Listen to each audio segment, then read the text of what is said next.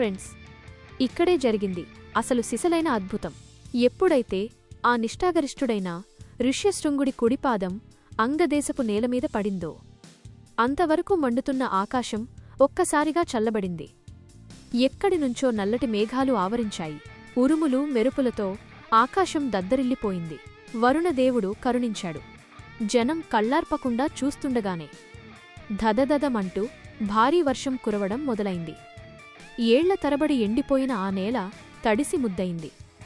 మట్టివాసన గాలిలో నిండిపోయింది.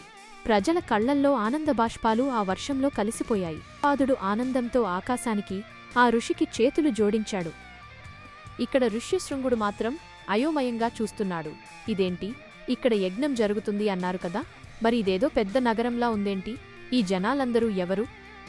ఈ వర్షం ఏంటి అని ఆశ్చర్యపోయాడు. అప్పుడు శాంత ఆయన దగ్గరికి వచ్చి తల వంచుకుని కన్నీళ్లతో అసలు నిజం చెప్పింది.